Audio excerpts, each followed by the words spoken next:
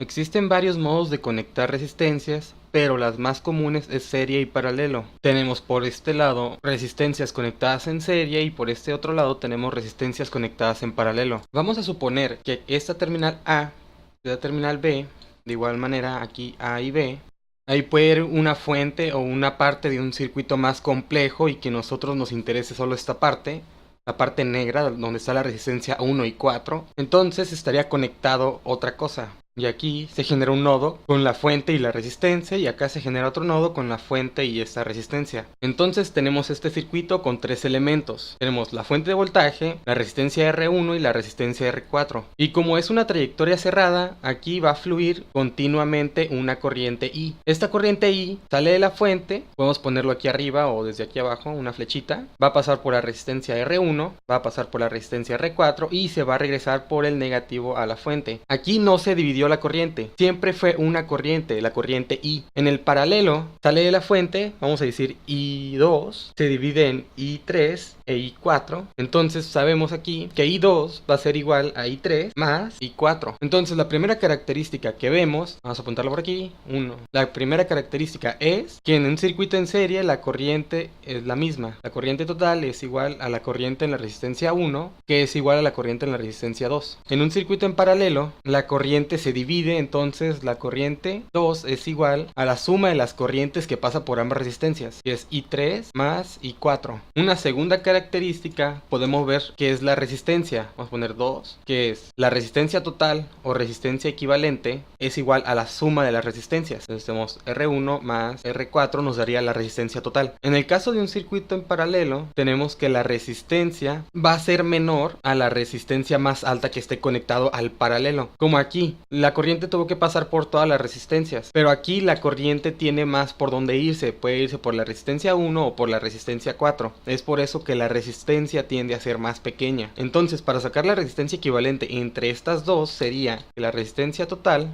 o equivalente es igual 1 entre R1, que es la resistencia 1 de 100 ohmios, más 1 entre R4, que es la resistencia de 100 ohmios igual. Aquí podemos ir agregando más resistencias dependiendo de cuántas resistencias tenga el paralelo. Aquí puse estas dos porque nomás tenemos dos resistencias. Si tuviéramos otra resistencia por aquí, se agregaría una resistencia R, vamos a ponerle RX, y se irían agregando. Pero si solo tengo dos resistencias, puedo usar que la resistencia total es igual a R1 por R4 entre la suma de las resistencias, que es R1 más R4. Aquí esta solo se puede usar cuando son dos resistencias.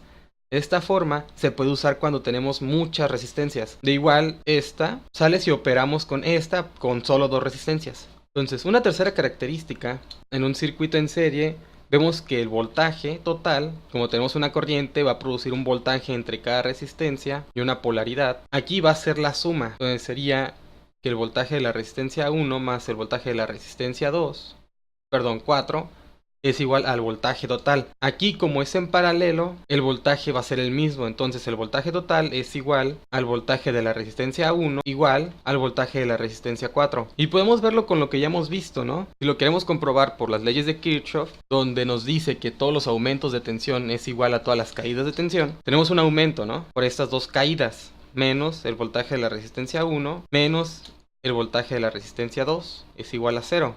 Entonces, acomodándolo, como este es el voltaje total, estas dos pasarían sumando y nos quedaría de esta forma. Aquí, si hacemos esa trayectoria cerrada, nos diría que el voltaje es igual al voltaje de la resistencia 1. Y si hacemos otra trayectoria cerrada de este lado, nos diría que el voltaje de la resistencia 1 es igual al voltaje de la resistencia 4. Entonces el voltaje es igual al voltaje de la resistencia 4, que también es igual al voltaje de la resistencia 1.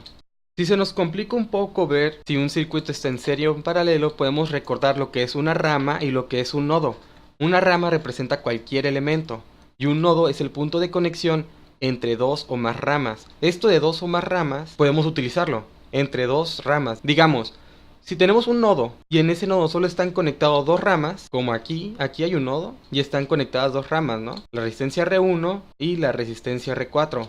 Entonces aquí está en serie. Está en serie porque solo están conectados dos resistencias. En el momento que tengamos más de dos resistencias o más de dos elementos conectados, deja de ser una conexión en serie y se vuelve o paralelo o otra configuración. De igual, vamos a sacar la resistencia equivalente. Aquí, como es una suma, como está en serie, aquí son 200 ohmios. En este lado, como están en paralelo, son 50. Y lo podemos ver claro. Usamos esta parte de aquí, donde están sumando las resistencias, y son 100 más 100, son 200. Aquí podemos usar la de 1 entre 100 más 1 entre 100. Y haciendo esa operación podemos obtener esta parte. Digamos, de aquí quedaría 1 entre, voy a poner 10.000 aquí abajo, multiplicando el 100 por el 100. Entonces sería 10.000 por 1 entre 100, nos quedaría 100, más lo mismo en este lado, 100.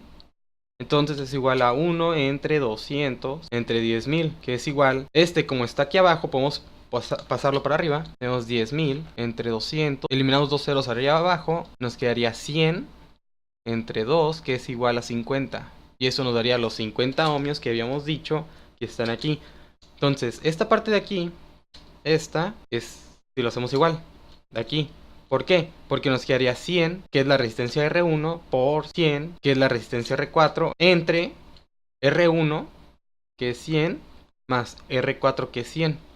Entonces son 10.000 entre 200, y es esta misma parte.